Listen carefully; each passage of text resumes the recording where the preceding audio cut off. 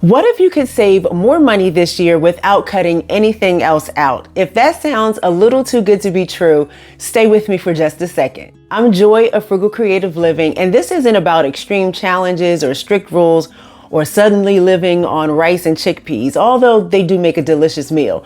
But this is about making small, quiet changes to the way you already do things. Changes that reduce waste, reduce stress, and help your money to stretch further without making your life harder. If you're already a frugal person, this is going to feel more like a tune-up than a total overhaul, because we're not starting from scratch. We're just making what you already do work better. Price per use matters more than price at checkout. And there was a time when I would look at a price tag and immediately decide something was too expensive, even if I knew I was going to use it every single day. Meanwhile, I had no problem buying cheaper things that either fell apart or sat in a drawer quietly judging me. Now, when you start thinking about how many times you'll actually use something, then the math changes. Sometimes the more expensive thing is the frugal choice, especially if you know it's not going to break, peel, or mysteriously shrink after 2 washes. Assume that everything you own still has value. At some point, frugal living shifts from I need to buy less to I need to get more creative, because towels, they don't die, they just change careers. You have glass jars, they turn into storage. And older clothes, they don't disappear, they can just become your house clothes, which is a very important and highly respected category in my home. When you start assuming that everything has a second job, then you start replacing things so often and your house starts to pull its own weight.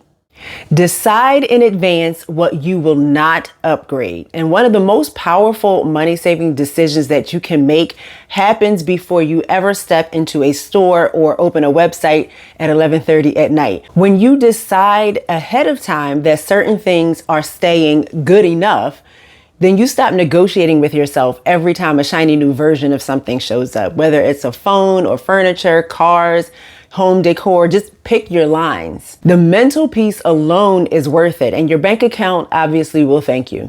Give yourself one night before deciding to buy something. Now, this isn't about denying yourself. It's just about protecting yourself from the very convincing version of you that tends to show up when you're tired or bored or frustrated. When you give yourself time to sleep on a decision to purchase something, you give logic time to catch up with emotion. And it's amazing how many things seem significantly less necessary after 8 hours of sleep and a cup of coffee.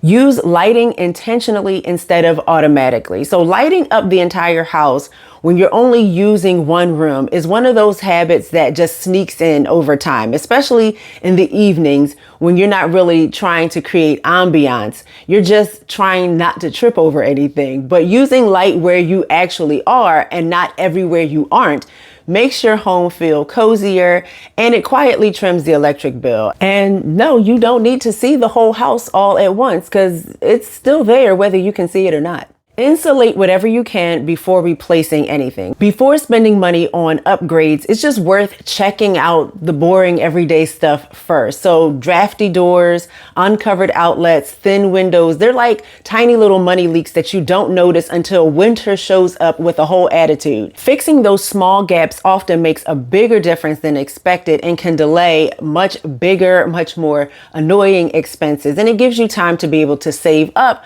for the bigger expense in the long run. Choose food based on how long it lasts, not just how cheap it is. Cheap food that turns into science experiments in your fridge is not actually cheap. A better way to think about groceries is how long they last, how well they freeze, and how many different meals they can turn into. Because the goal isn't buying cheap food, it's buying food that gets eaten instead of stared at and eventually thrown away. Keep a few simple emergency meals on hand. Everyone has days when cooking feels like too much, and those are the exact days that convenience food starts whispering in your ear. So having a few easy, no effort meals ready means that you can eat at home without needing a whole lot of extra motivation, energy, and a personality transplant.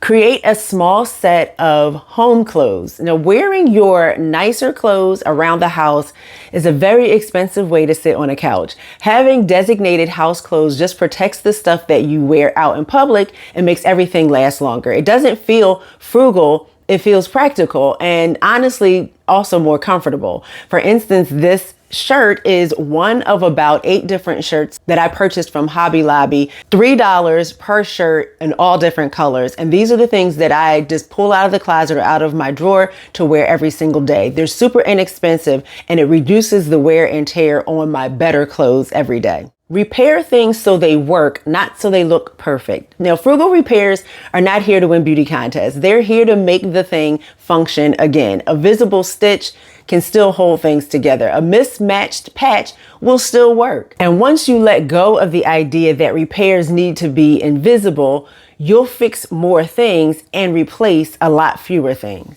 Wash your clothes based on wear and soil level, not on routine. Not everything needs to be washed just because you wore it once. Washing less often saves water, saves electricity, and wear on your clothes. And it also saves you time, which is a very underrated frugal resource. If it's not dirty, it doesn't need a dramatic spa day. Pause before donating things you might need again. Decluttering feels great until you realize you just donated the exact thing you now need to go and replace again. A simple waiting period before donating things helps you to make clearer decisions and keeps you from paying twice for the same item. Ask me how I know. Borrow items that are rarely used. So some things are not meant to live in your house forever. They are meant to visit. Ladders, specialty tools, odd kitchen gadgets. Borrowing instead of buying keeps the clutter down and keeps money in your pocket while still letting you get the job done. You can look on Google and see if your library has a library of things. Many libraries, particularly I know mine, has a number of items that you can borrow, such as tools, games, camping gear, and you can just return them. And you can also use that as a place to donate items. Group your errands by location instead of urgency. Running out for just one thing is how you end up in the car 5 more times per week than you planned on. Planning errands around where you're going instead of what feels urgent saves gas, time, and your patience, especially when you're dealing with bad weather. Stay ahead of your car maintenance so that you can avoid panic spending, because panic is expensive. Boring is affordable. Routine maintenance is not exciting, but it gives you control and keeps small problems from turning into big, dramatic, wallet emptying ones. Get that oil change and do your best to keep up with the maintenance schedule that's recommended for your car. Keep some basic supplies in your car. A few simple items like snacks, water, napkins can save you from a surprising number of unnecessary stops. And it's not about preparing you for some sort of an apocalypse. It's about not paying $7 for something that you already own at home. When you're budgeting or making your spending decisions, use buffer categories for irregular expenses, because some expenses aren't surprises. They just don't show up every month. Planning for things like haircuts or gifts or prescriptions keeps them from feeling like personal attacks on your budget. Just make a plan to include them. Review your subscriptions once a year instead of constantly. So just once a year, 1 cup of coffee, sit down, take one honest look. That's all it takes. You don't have to chase subscriptions every week or every month trying to make sure that you have everything canceled that's supposed to be canceled. If you are someone who is constantly adding a new subscription, then you're giving yourself more work to do. But if for the most part you have the same expenses, just review it every 6 months to 1 year. That's all it takes. Pay attention to fees, not just interest. And fees are sneaky. They don't feel dramatic at the time, but they are very committed to quietly taking your money. Watching for them is just as important as watching interest rates. If you have a loan or credit or any kind of bill or debt, you want to make sure, number one, that you're paying things on time.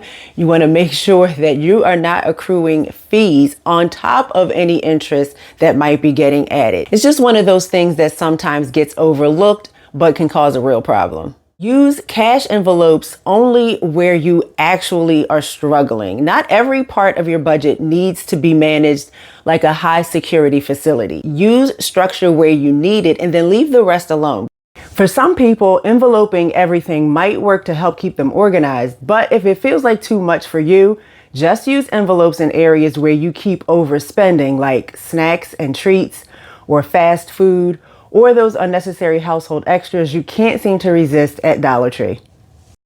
If you've made it this far in life, chances are you're already doing a lot of things right. Frugal living at this stage isn't about restriction. It's about refinement. It's about protecting your energy, your time, and the resources that you've worked so hard to stretch. And as always, the quiet rule that makes all the others easier is use what you've got before you shop. If you got any value out of this video, please be sure to give it a thumbs up, subscribe to the channel, and check out this video right here for more ways to stretch your money, and I'll see you next time. Bye.